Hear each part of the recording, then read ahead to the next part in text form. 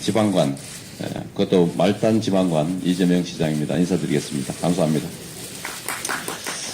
네, 대한민국이 표류하고 있습니다. 대한민국이 표류하는 제1의 원인은 첫째, 박근혜 대통령, 둘째, 새누리당, 세 번째, 이들을 바치고 있는 이 나라의 기득권 세력, 대표적으로 재벌들입니다. 이 나라 대한민국이 정부가 수립된 이래 70년이 넘도록 이 나라는 결코 민주공화국이 아니었습니다. 민주공화국의 기본적인 가치는 국민이 이 나라의 주인이라는 사실과 그 다음에 소수가 지배하는 나라가 아니라 함께 만들어가는 나라, 즉 민주공화국이었습니다. 그리고 민주공화국의 핵심적인 가치는 공화국의 구성원은 평등하다. 공화국의 구성원들은 자유로워야 한다. 공화국의 구성원들은 인권이 보장되고 복지가 보장되는 나라에서 평화롭게 살 권리가 있다는 것이었습니다. 그리고 국가는 국민의 안전과 국민의 복리를 위해서 존재하는 수단이라는 사실을 우리는 민주공화국을 출범할 때, 대한민국 정부를 수립할 때 약속했습니다. 그러나 우리는 대한민국 정부를 만든 이후에도 한 번도 우리가 약속했던 공화국을 실현해 본 일이 없습니다. 공화국의 구성원들로 평등하다고 말은 했지만 실제로 이 나라는 소수의 기득권자들이 지배했습니다. 한 번도 법 앞에 모든 국민이 평등해 보지 못했습니다.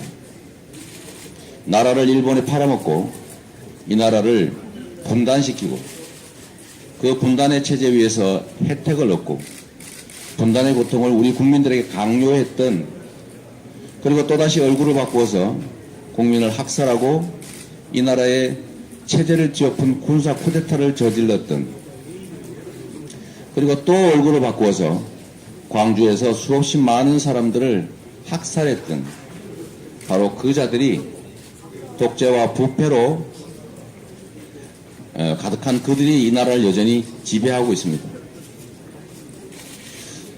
박정희의 딸, 군사 독재 정권의 후예, 그리고 광주 학살 세력의 후예들인 새누리당과 이 새누리당이 그야말로 초빙해온 박정희의 향수를 느끼기 위해서 만들어낸 아바타, 이 박근혜가 이 나라의 대통령이 되고 말았습니다.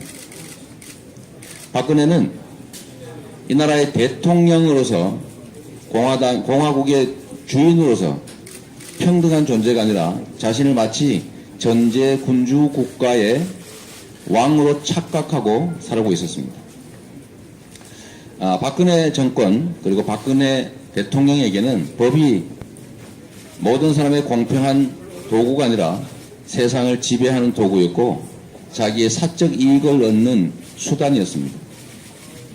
대한민국의 기득권자들에게 법은 그야말로 공평한 기준이 아니라 강자들에게는 무기였고 약자들에게는 족쇄였습니다. 그 비정상이 70년이 넘도록 계속됐습니다. 그 마지막, 이 구체제의 마지막을 우리가 박근혜의 탄핵을 통해서 우리가 과거로, 역사 속으로 돌려보내려고 하고 있습니다. 국민들이 치열하게 싸우고 있습니다. 탄핵은 정치인이, 국회가 하는 것이 아니라 국민이 하고 있는 것입니다. 탄핵은 국민이 원하는 것을 국민의 대리인, 국민의 모습인 국회의원들이 국민의 뜻을 대신해서 집행하고 있는 것일 뿐입니다.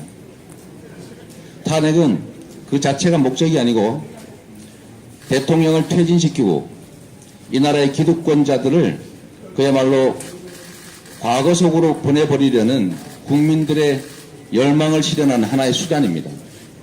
그래서 오늘 탄핵은 반드시 가결되어야 됩니다.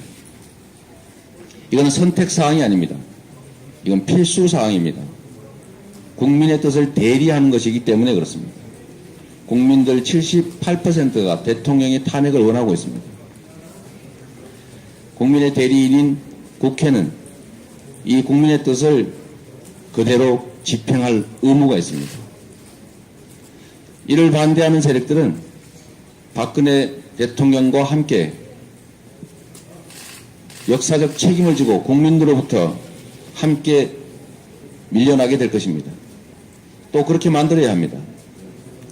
저는 오늘 오후에 탄핵 의결에 새누리당 국회의원들은 버튼을 누르는 마지막 순간까지 망설일 것으로 생각합니다. 그들이 망설인 이유는 이게 옳으냐, 그러냐, 또는 국민에게 필요한 일이냐, 아니냐, 국민이 원하는 것이냐, 아니냐가 아니라 내가 살아남을 수 있느냐, 살아남지 못하느냐, 그 고민일 것입니다.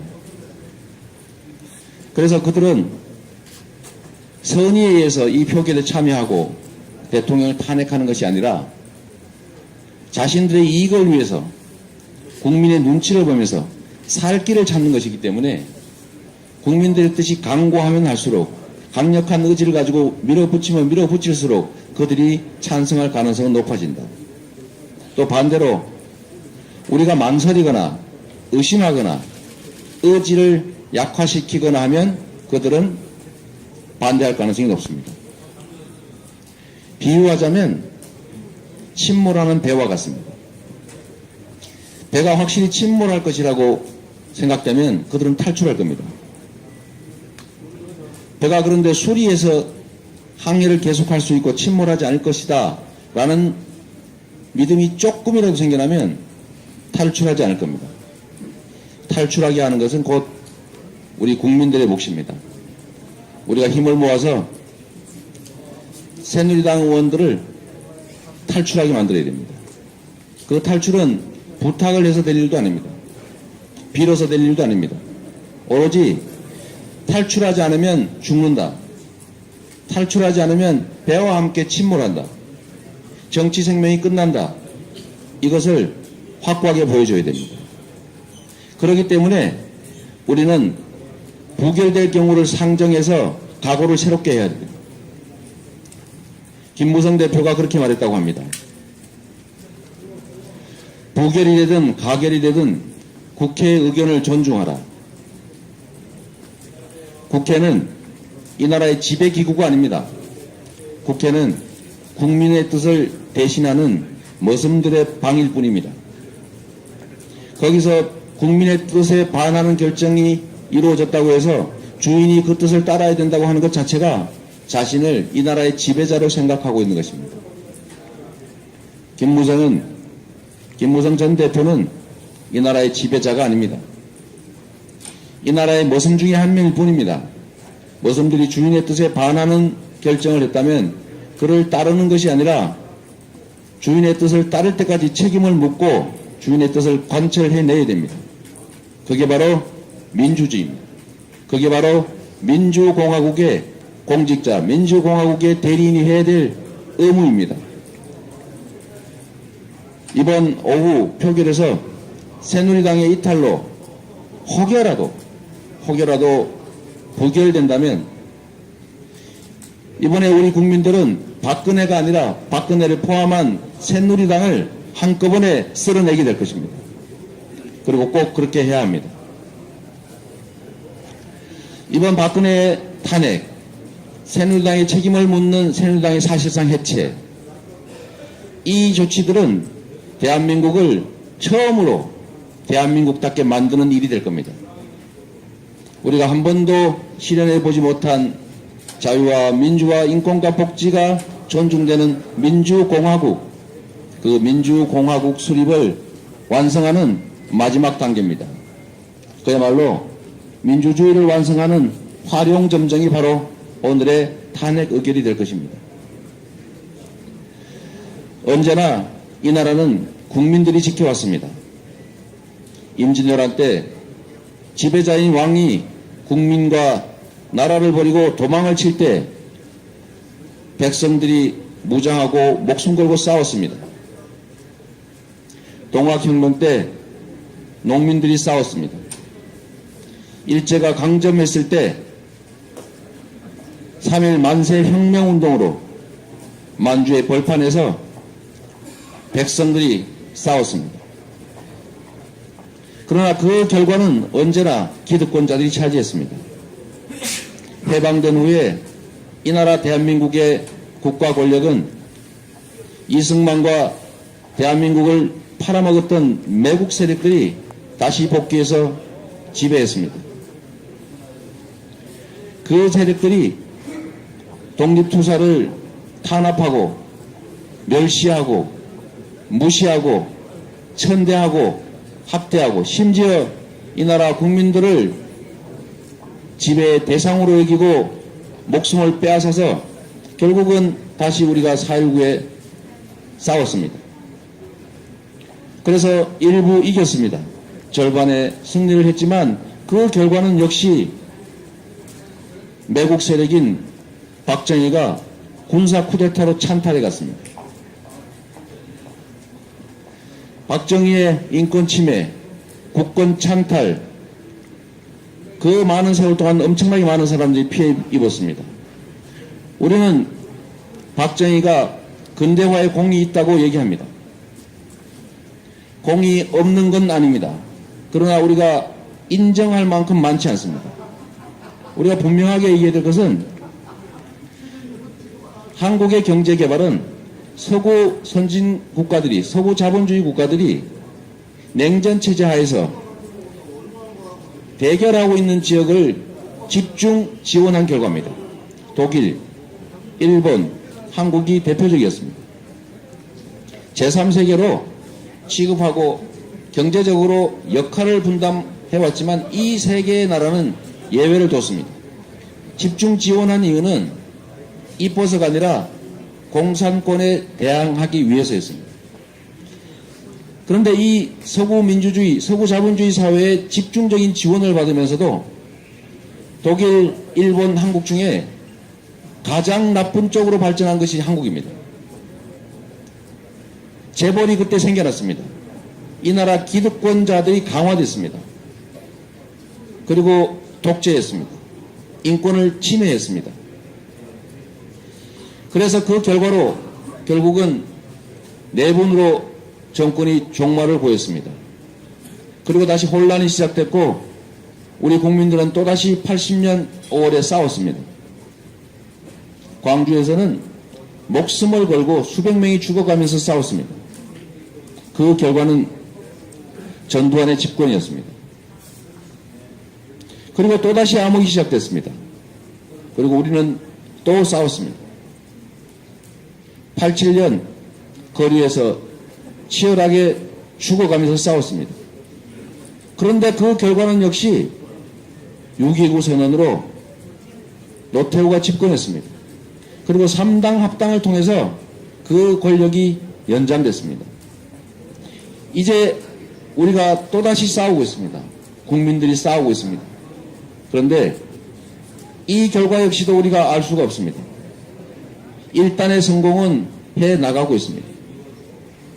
대통령이 진퇴를 고민해야 되는, 한 방울의 피도 흘리지 않고 오로지 촛불에 의지해서 대통령이 퇴진을 얘기해야 되는, 퇴진을 고민해야 되는 상황까지 온 것은 엄청난 성공입니다. 그러나 그 다음이 또다시 문제입니다. 그 다음에 누군가가 준비하고 있습니다. 그게 뭘까요? 기득권자들이 체제 변화를 통해서 제3지대니 뭐니 이런 걸 통해서 또다시 기득권자로 복귀하기 위한 프로그램을 준비하고 있습니다. 그래서 우리는 이것도 또 대비해야 합니다. 대비하지 않으면 이 투쟁의 결과물을 기득권자들이 다시 차지하고 우리 사회의 이 잘못된 부당한 기득권 체제가 그대로 존속하게 될 겁니다. 또다시 후회하게 될 것이고 또다시 싸워야 되는 상황을 맞게 될 겁니다. 우리가 오늘의 싸움의 끝이 아니라 오늘의 싸움이 시작이라고 생각해야 되는 이유입니다. 이번은 민주공화국을 우리가 완성할 수 있는 구체제를 밀어내고 새로운 체제, 새로운 질서, 새로운 희망을 만들어갈 수 있는 결정적인 기회입니다. 대한민국은 정치적 측면에서만 문제가 있는 게 아닙니다. 경제, 노동, 사회, 문화, 외교, 국방, 통일, 대북 관계 모두에서 심각한 문제를 안고 있습니다. 이 모든 문제의 핵심은 불공정입니다. 불공정과 불평등이 이 나라 문제의 핵심입니다. 격차가 가장 심각한 문제입니다. 한 나라의 자원과 기회와 역량은 일정합니다. 이 자원과 기회와 역량이 공정하게 배분될 때, 공정하게 배분되면 그 자원과 기회와 역량들은 효율을 발휘합니다. 그래서 국가가 발전합니다. 그리고 개인들은 공정한 기회를 누리기 때문에 희망과 꿈을 갖고 열정을 다할 수가 있습니다. 자식들도 많이 낳을 수가 있습니다. 그런데 지금 이 나라는 전혀 공정하지 않습니다. 전혀 평등하지 않습니다.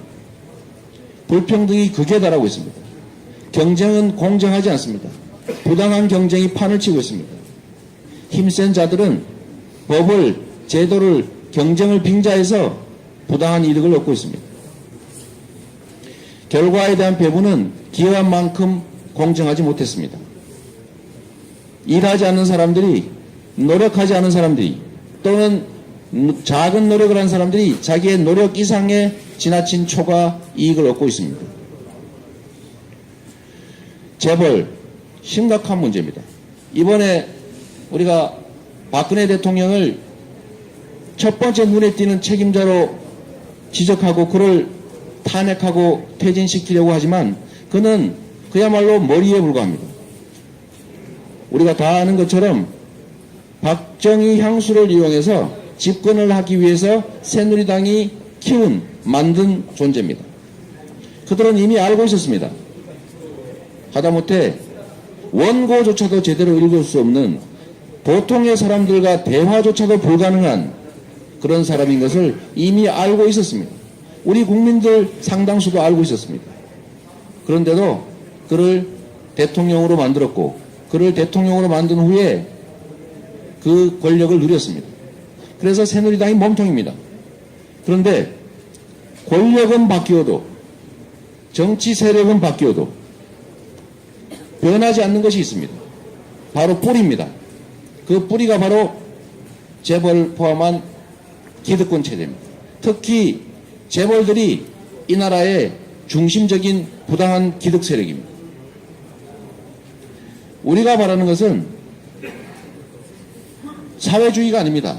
또는 진보도 아닙니다. 그냥 우리가 합의했던 것, 공정한 세상, 합법적인 세상, 상식적인 세상, 원칙적인 세상이었습니다. 그렇게 하기로 우리가 합의했습니다. 그런데 대한민국의 모든 힘의 원천은 돈입니다. 이 돈을 다 장악하고 정치 권력조차도 좌지우지하는 곳이 바로 재벌 5%도 안 되는 작은 지분으로 우리나라 대기업 대부분, 경제 대부분을 장악하고 100% 이상의 권력을 행사하고 있습니다. 부당한 지배체제를 유지하고 있습니다. 결과는 부당한 내부 거래, 부당 거래를 통해서 재산을 빼돌립니다. 재벌의 가족이 하나 생겨날 때마다 그에게 먹고 살 수 있는 기업을 하나 만들어주기 위해서 부당한 내부 거래로 상속세 한 푼 안 내고 다 재산을 물려줍니다.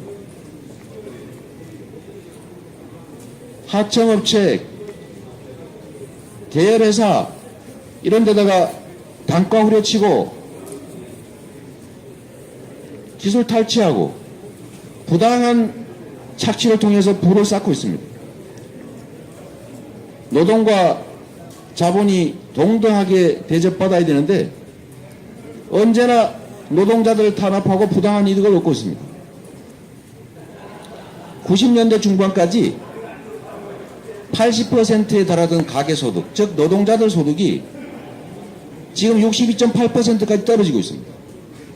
경제는 성장하는데 성장하는 몫을 다 기업 측이 가지고 기업 중에서도 재벌 대기업이 다 차지하고 있습니다. 중소기업들은 생산성 향상을 하면 단가 후려치기로 그 이익을 다 뺏기고 있습니다. 그러니 누가 열심히 생산성 향상하려고 하겠습니까? 청년들이, 창업자들이 열심히 기술 개발해 놓으면 다 기술 베끼고 뺏어가가지고 일을 할 수 없게 합니다. 젊은이들, 창업하는 사람들, 지금은 유행하는 언어가 있습니다. 아이템이 좋고 창업할 수 있는 상황이 되면 해외로 나가라. 한국에서는 절대로 창업하지 마라. 창업하면 바로 뺏긴다. 이렇게 불공정한 경쟁이 판을 치는 나라이다 보니까 누구도 열심히 하지 않습니다. 공정한 경쟁이 보장되는 그야말로 합당한 시장 경제 질서를 제대로 만들어야 됩니다. 노동자들을 보호해야 됩니다. 노동의 몫을 늘려야 국민의 주머니가 두터워지고 국민의 주머니가 두터워져야 경제가 살아납니다. 대기업, 재벌 기업 중심으로 경제가 살아난다고 말하지만 소수가 그걸 다 취득한다고 해서 우리 국민들이 행복합니까? 경제의 목적은 함께 잘 사는 겁니다. 경세, 재민의 약자가 경제입니다. 그런데 지금은 총량을 늘리는 데 집중하고 있습니다. 소수가 독점합니다. 기회와 자원도 독점하고 경쟁은 불공정하고 배분은 불합리합니다. 그래서 모든 사람들이 의욕을 잃고 있습니다. 이 잘못된 체제를 뜯어 고쳐야 합니다.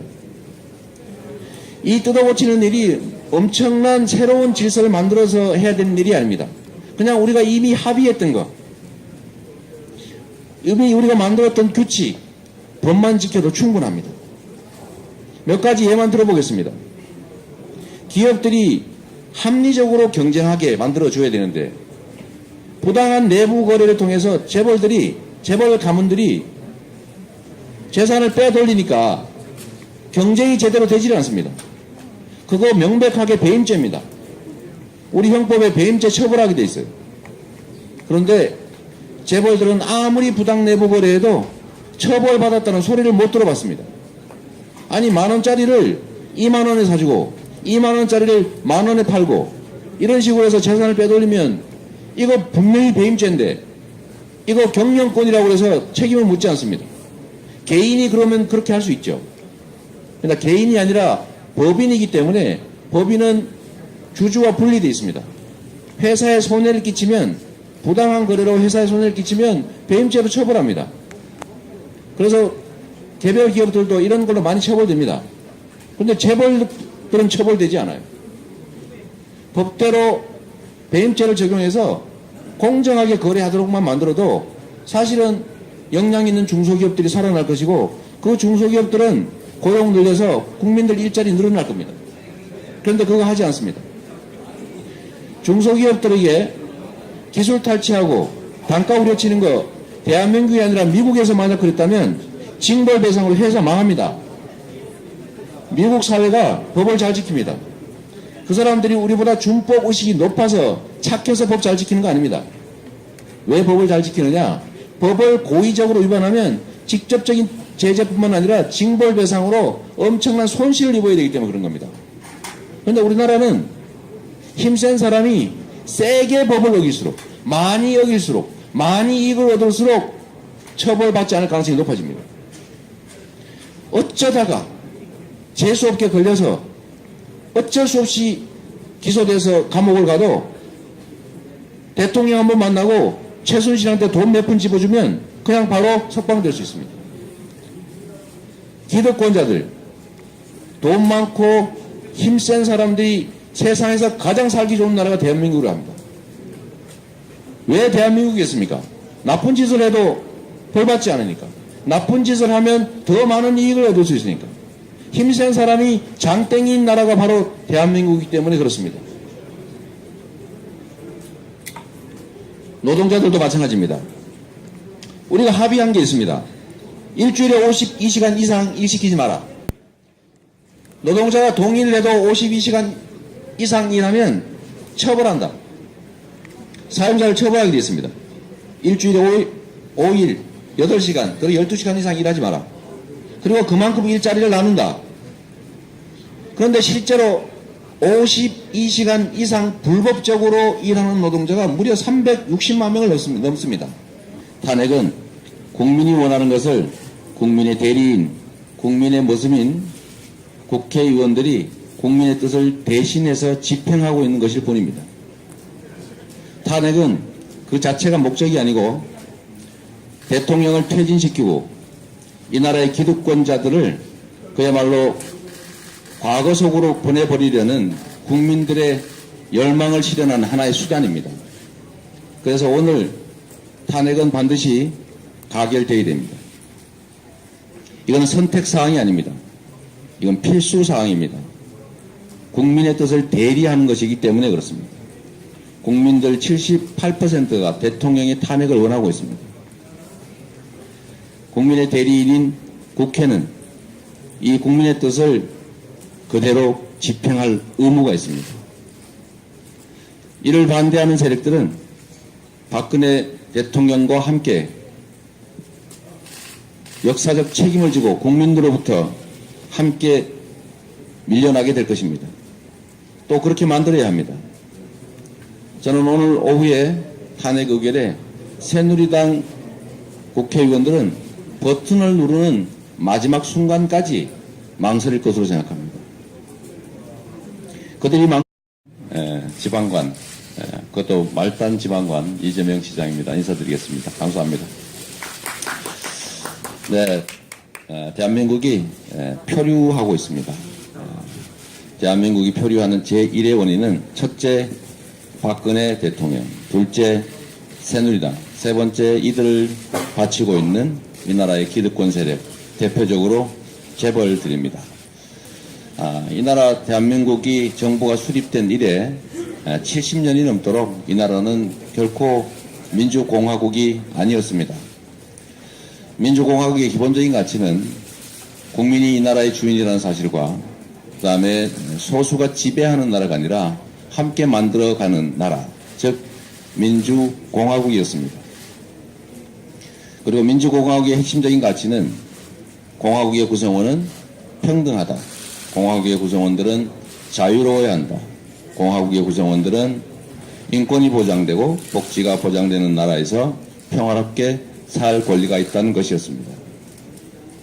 그리고 국가는 국민의 안전과 국민의 복리를 위해서 존재하는 수단이라는 사실을 우리는 민주공화국을 출범할 때, 대한민국 정부를 수립할 때 약속했습니다.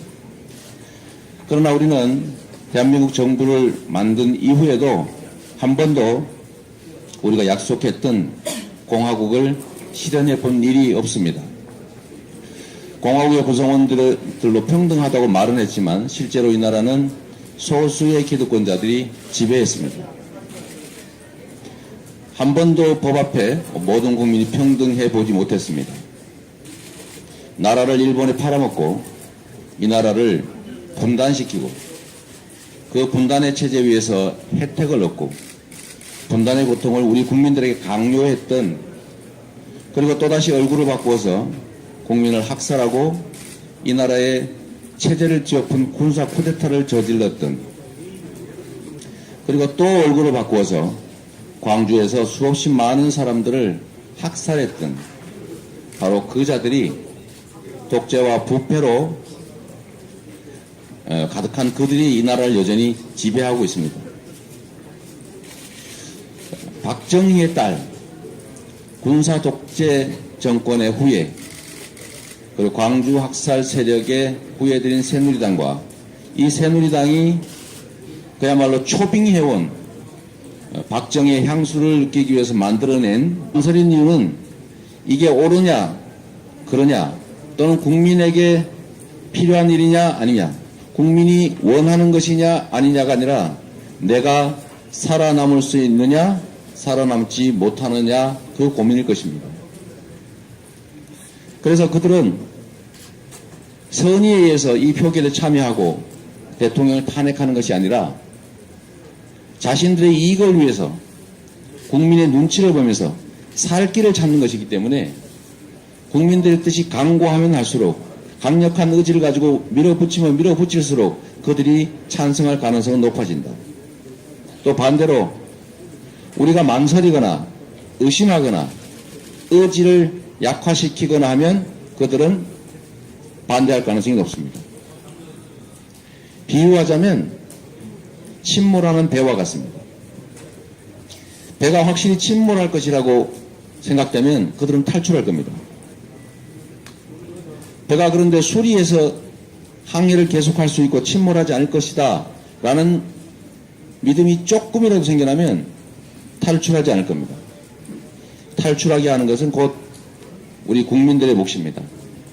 우리가 힘을 모아서 새누리당 의원들을 아바타, 이 박근혜가 이 나라의 대통령이 되고 말았습니다. 박근혜는 이 나라의 대통령으로서 공화국의 주인으로서 평등한 존재가 아니라 자신을 마치 전제 군주 국가의 왕으로 착각하고 살아오고 있었습니다. 박근혜 정권 그리고 박근혜 대통령에게는 법이 모든 사람의 공평한 도구가 아니라 세상을 지배하는 도구였고 자기의 사적 이익을 얻는 수단이었습니다.